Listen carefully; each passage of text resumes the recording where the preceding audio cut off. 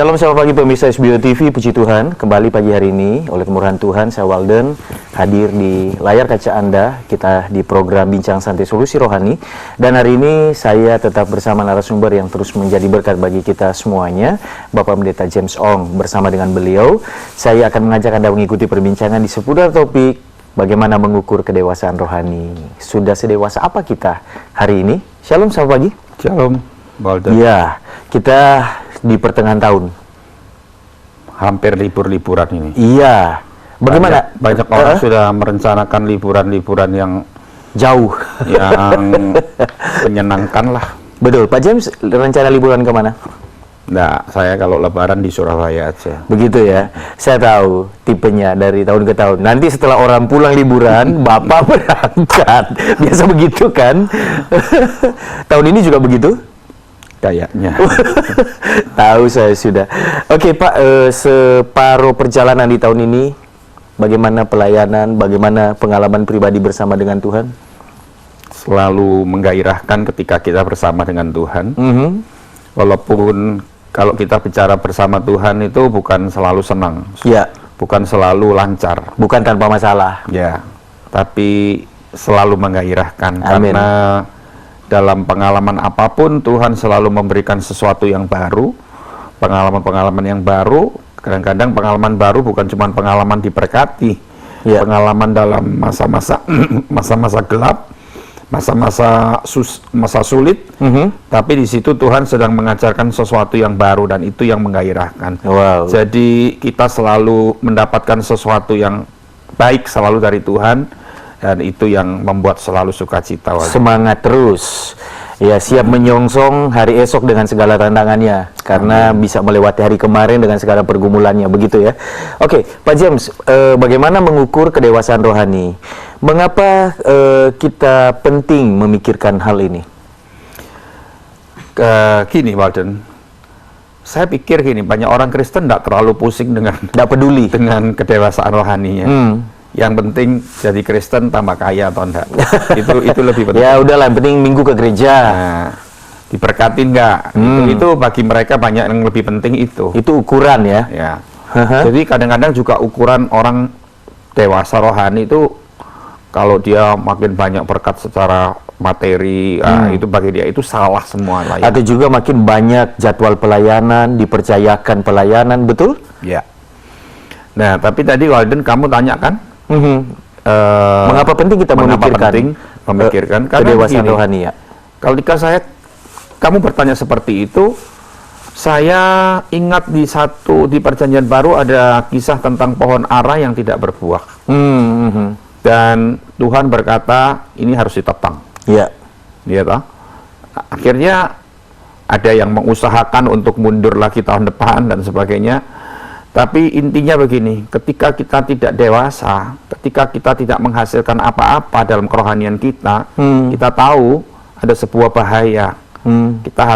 Tuhan harus menebang kita. Nah, sebab itu kalau kamu tanya kenapa harus memikirkan tentang kedewasaan rohani, ya itu sangat penting. Ya.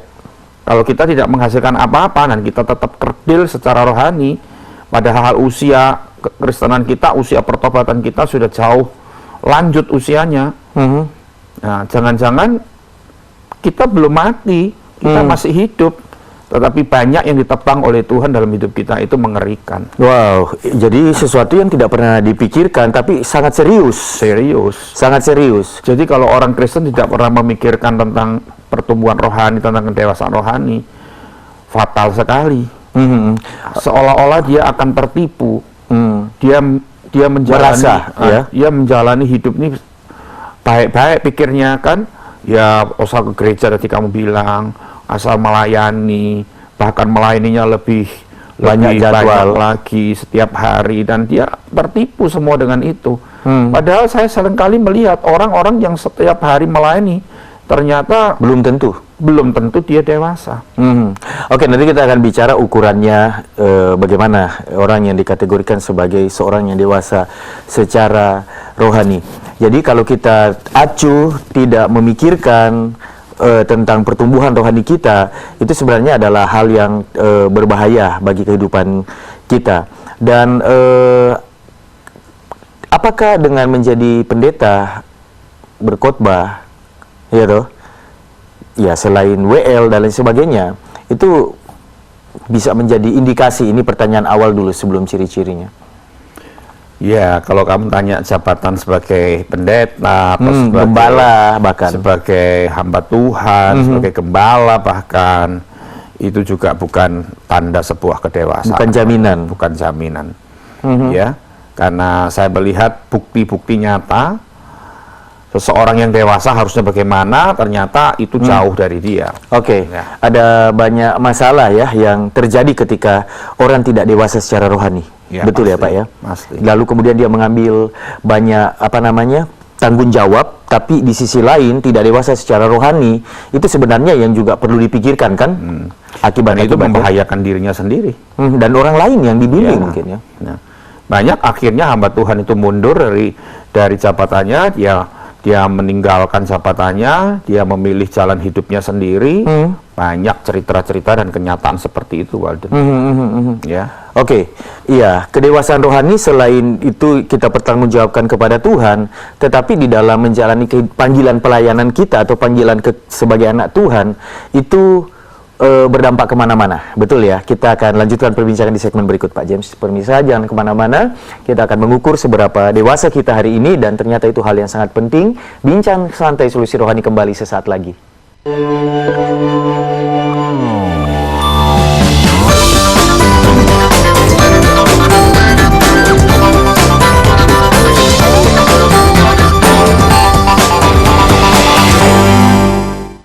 Ketersediaan daging sapi, daging ayam maupun telur aman untuk memenuhi kebutuhan masyarakat pada bulan Ramadan maupun Idul Fitri, dan juga masyarakat tidak perlu khawatir untuk mengkonsumsi daging sapi maupun daging ayam beku karena sudah diproses sesuai dengan persyaratan teknis kesehatan hewan dan kesehatan masyarakat veteriner, aman, sehat, utuh, dan halal atau asuh.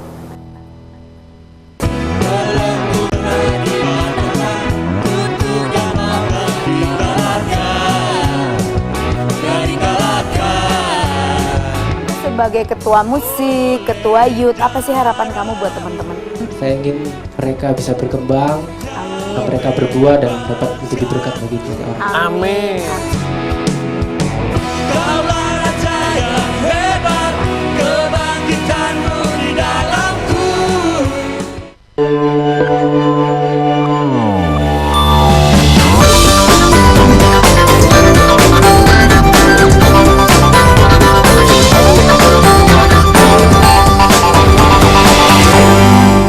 Ya, pemirsa, bagaimana mengukur kedewasaan rohani adalah topik yang terus Anda ikuti perbincangannya, Pak James. Ternyata kita tidak dewasa selain kita mempertanggungjawabkannya kepada Tuhan, itu juga tidak bagus dampaknya dalam hidup kita sendiri dan orang yang kita layani, betul ya? Iya. Karena kita ini kan selalu hidup tuh bersama-sama dengan orang-orang lain. Iya. Apalagi Dan kita pemimpin ya misalnya. Kalau kita tidak mengalami sebuah kedewasaan rohani, itu mereka juga merasakan akibatnya.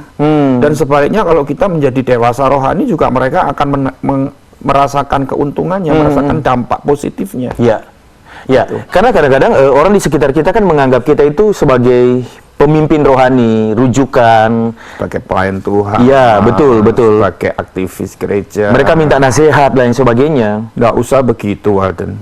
Sekarang misalkan seseorang belum ambil sebuah pelayanan, belum terlibat dalam sebuah aktivitas gereja, dia hanya menjadi jemaat biasa, itu aja oleh masyarakat dituntut.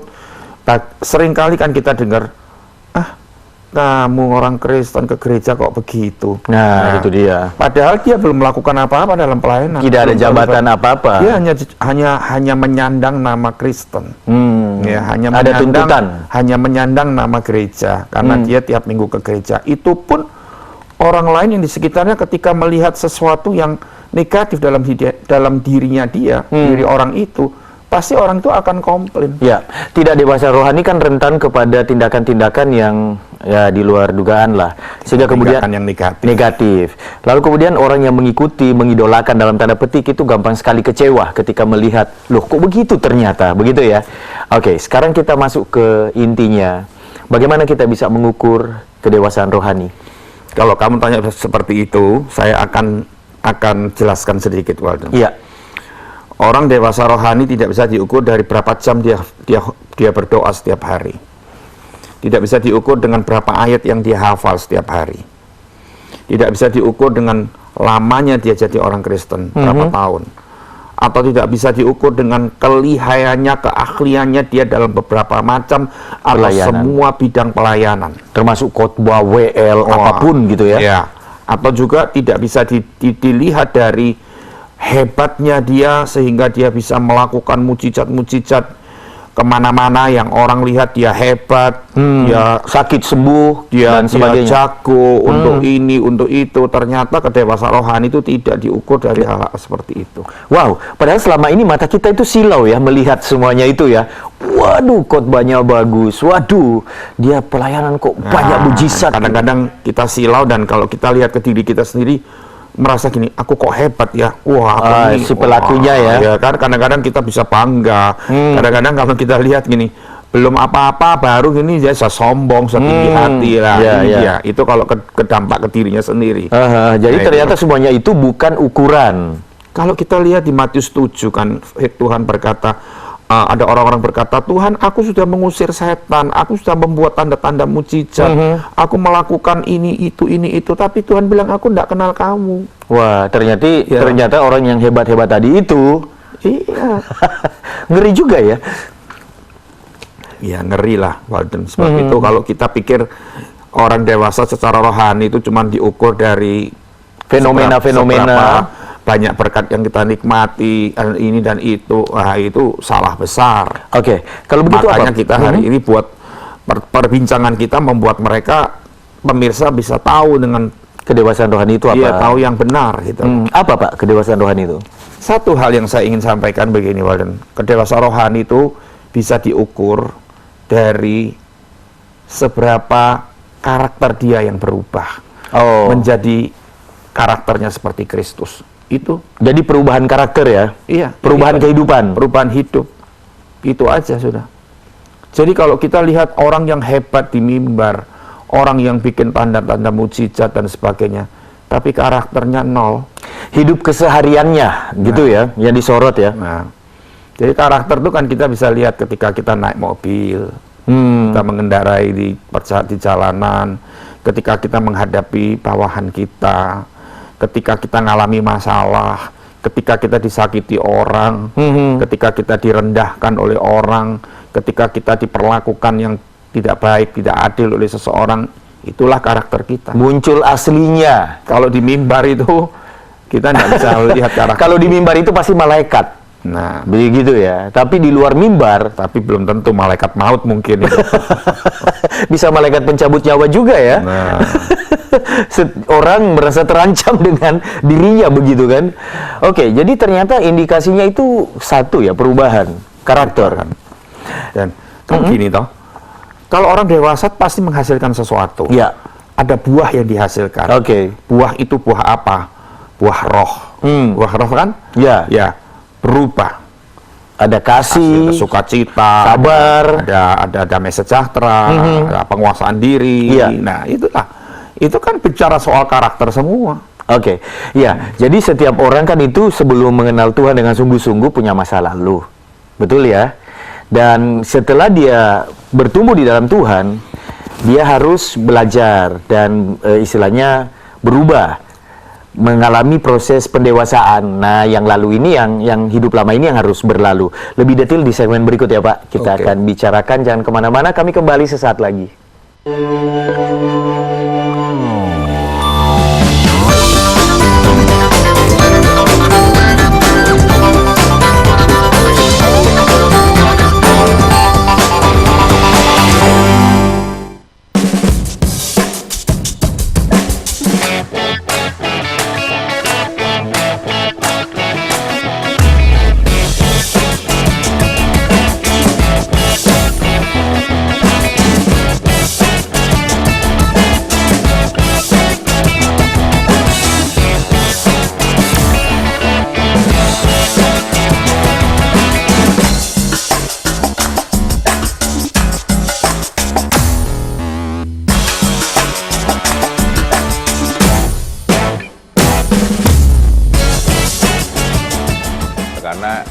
sendiri di-create untuk kendaraan lifestyle, bukan kendaraan balap. Jadi kalau pengen pakai Vespa buat balap, tentunya ya parts-nya harus diganti parts kompetisi. Tren masyarakat Indonesia, terutama para milenial, adalah hunting spot fotogenik atau sekarang sering disebut Instagramable. Busana-busana muslim cantik terpampang apik dibawakan oleh para model dalam sebuah trunk show bertajuk Muslim Tea Party. Salah satunya baju-baju itu adalah karya fashion designer Savana Ada. Tak luput dari ciri khas Savana yang selalu menyuguhkan gaya feminin romantik, ia pun menciptakan busana yang ia beri judul Tropical Leaf.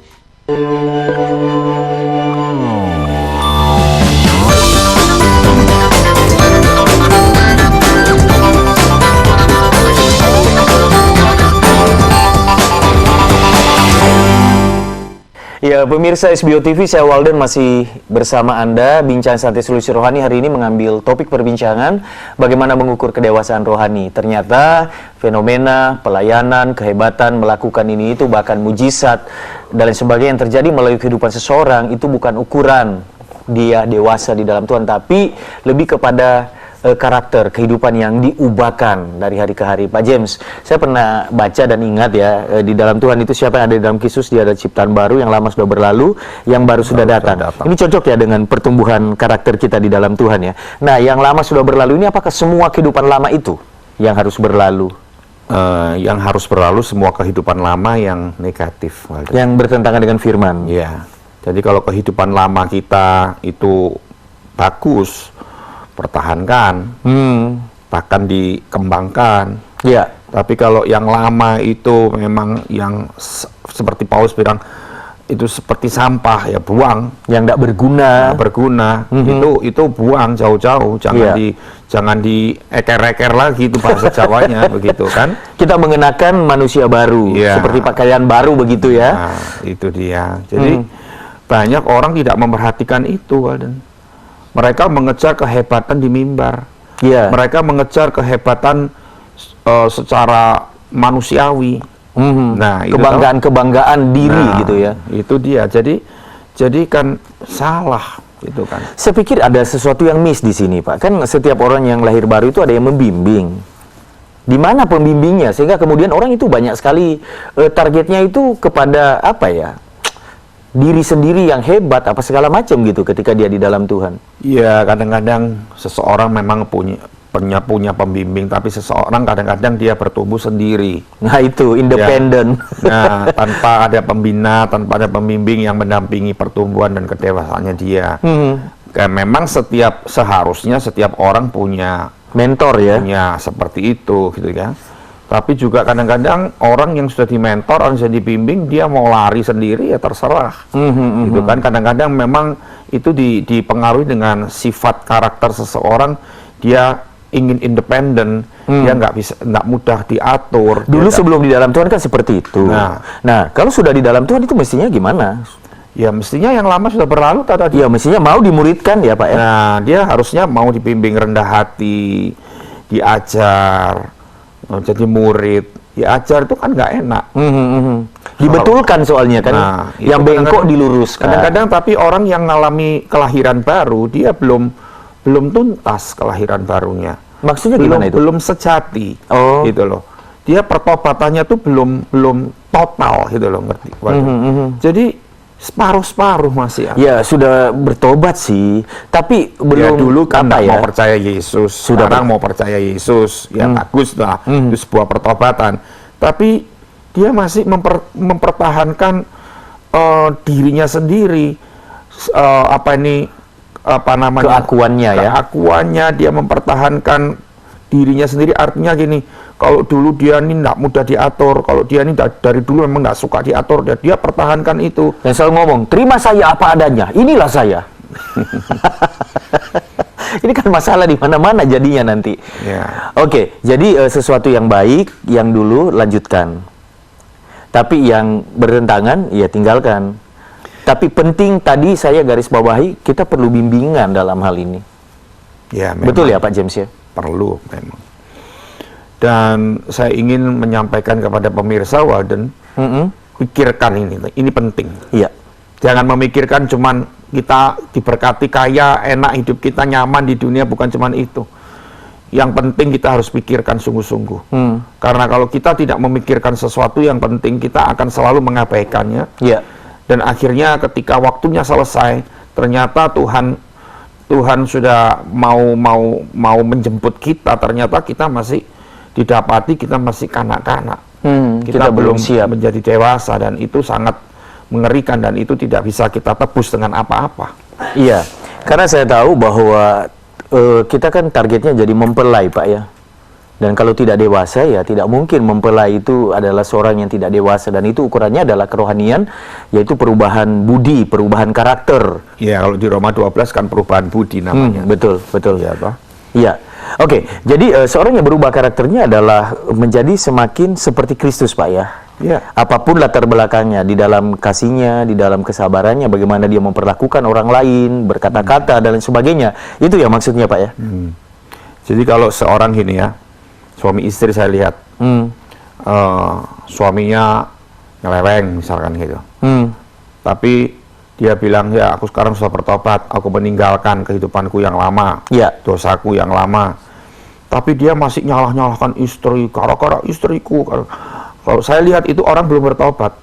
Kalau sudah orang bertobat, sudah bertobat, dia akan nyalahkan diri sendiri. kenapa ya? Kan saya yang Kenapa harus melakukan. sampai seperti ini. Dia tidak akan menyalahkan orang lain. Itu orang yang bertobat. Tapi saya lihat dalam kehidupan ini ada orang-orang seperti itu, dan ada orang-orang yang dia bilang sudah bertobat, tapi dia tetap menuding pihak yang lain yang salah. Ini yang membuat aku jatuh, yang membuat aku berdosa. Ini dan itu. Dan dia merasa dia korban, begitu. Nah, itu akhirnya saya mengambil sebuah kesimpulan, ini bukan sebuah pertobatan. Jadi makanya saya bilang, ada orang bilang bertobat, tapi pertobatannya belum total. Belum tuntas tadi itu ya. Tuntas, jadi masih separuh-separuh gitu loh. Oke. Ya. Apapun yang kita lakukan di masa lalu atau hari ini dalam kejatuhan, itu adalah tanggung jawab kita sepenuhnya. Karena kita yang melakukannya. Orang lain tidak bisa disalahkan dalam hal ini, betul ya, Pak, ya? Betul. Oke. Ya, lingkup paling kecil yang melihat bagaimana kita dewasa atau tidak itu adalah keluarga. Suami melihat istri, istri melihat suami, anak melihat orang tua, dan seterusnya. Begitu ya, Pak, ya? Ya. Dan apakah ini sebenarnya tesnya itu di lingkungan ini, Pak? Ya iya. Kita bisa mengukurnya. Orang-orang yang paling dekat yang akan bisa melihat dengan jelas dia dewasa atau enggak. Oke, kita menyisakan satu segmen. Kita lanjut di segmen berikut. Iya, hati-hati dengan sikap kita yang berkata kita sudah mengalami begitu banyak pertumbuhan. Apakah iya? Karena ternyata orang dekat menjadi penilai yang luar biasa keluarga kita. Saya akan kembali sesaat lagi, jangan kemana-mana.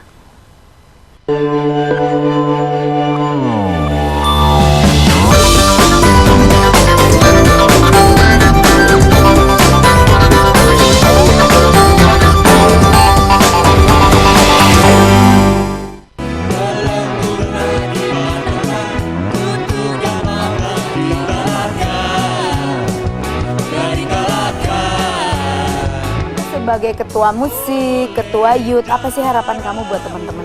Saya ingin mereka bisa berkembang, mereka berbuah dan dapat menjadi berkat bagi kita. Amin. Kaulah raja yang hebat, kebangkitanmu di dalamku.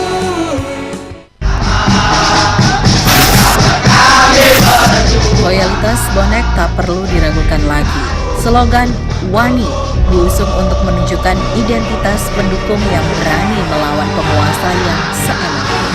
Nah, Wani kan istilahnya luas dari tanggung jawab, yang jujur, yang nggak sekedar bonek Wani berangkat aja, enggak. Tapi ada beberapa hal yang harus dipersiapkan, dipersiapkan.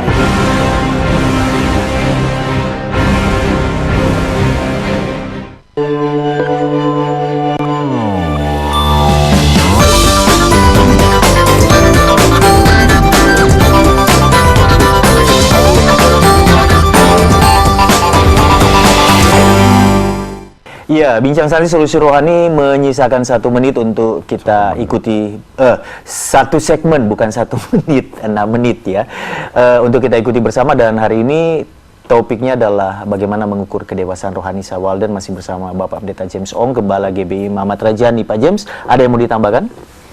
Ya, dalam kehidupan pelayanan saya sekarang selalu sering kali melihat gini, banyak orang terkendala untuk mengenal Yesus. Banyak orang terhalang, banyak orang terhambat untuk percaya pada Yesus. Karena melihat sikap hidup orang Kristen yang tidak menjadi batu loncatan tapi menjadi batu sandungan bagi orang-orang yang belum mengenal Yesus. Jadi akhirnya gini, dia baru ingin mengenal Yesus, percaya, ternyata lihat kehidupan orang Kristen kok gini, ya kecewa. Ya namanya orang belum mengenal Yesus itu gampang kecewa, gampang putus, gampang tersandung, gitu kan, belum kuat imannya.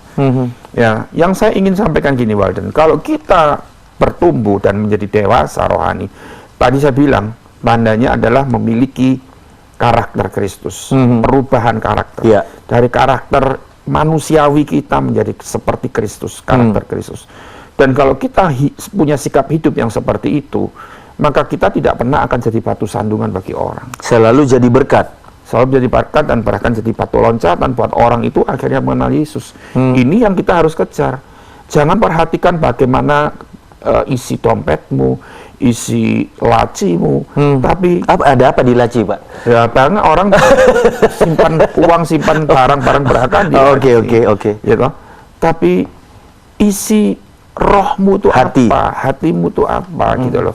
Jadi jangan puas diri, jangan terpujuk dengan aktivitas pelayanan kita lah, sudah.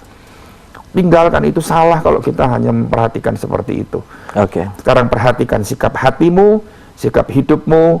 Adakah perubahan dalam karakter kita? Adakah karakter manusiawi kita yang dulu satu persatu berubah menjadi seperti karakter Kristus? Nah, itu sebuah tanda kedewasaan rohani.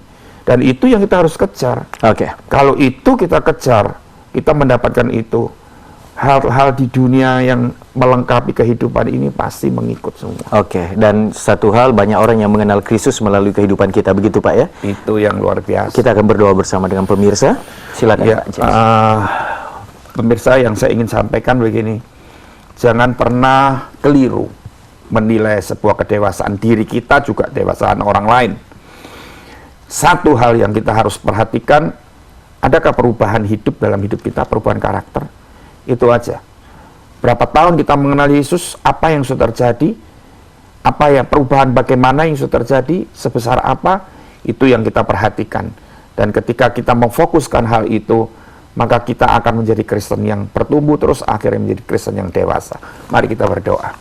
Kami bersyukur Tuhan dengan perbincangan pagi hari ini, Engkau memberikan hal yang penting yang kami harus fokuskan, kami harus perhatikan baik-baik bagaimana sikap hidup kami ketika kami sudah mengenal Yesus dan ketika kami sudah bertobat dan menjadi pengikut Yesus. Adakah perubahan hidup yang kami alami, Tuhan? Kalau sampai hari ini kami belum mendapati perubahan hidup, kami masih sombong, kami masih menjadi orang yang suka memberontak, kami menjadi orang yang suka bergosip dan sebagainya, ampuni kami Tuhan. Dan mulai hari ini kami sadar, kami belum menghasilkan apa-apa, kami belum jadi Kristen yang dewasa, kami masih menjadi Kristen yang anak-anak saja Tuhan. Tetapi kami bersyukur untuk firman-Mu pagi hari ini. Itu memberikan jalan kepada kami, menerangi jalan ke depan yang ada di depan kami. Terima kasih Tuhan, berkat-Mu atas setiap pemirsa, anugerah-Mu berlimpah-limpah, bahkan kesembuhan, pemulihan, mukjizat akan terjadi, dan di dalam nama Yesus semuanya itu kami akan alami. Terima kasih Bapak, kami bersyukur, dalam nama-Mu kami berdoa. Amin. Amin. Pak James, terima kasih sudah menjadi berkat hari ini. Tuhan memberkati. Iya, dan pemirsa, kehidupan kita harus menjadi berkat, bukan menjadi batu sandungan, tapi sebaliknya menjadi batu loncatan, di mana banyak orang yang mengalami kebaikan-kebaikan Tuhan dalam hidup mereka melalui kehidupan kita. Saya Walden pamit, kita jumpa di waktu berikutnya. Tuhan Yesus memberkati.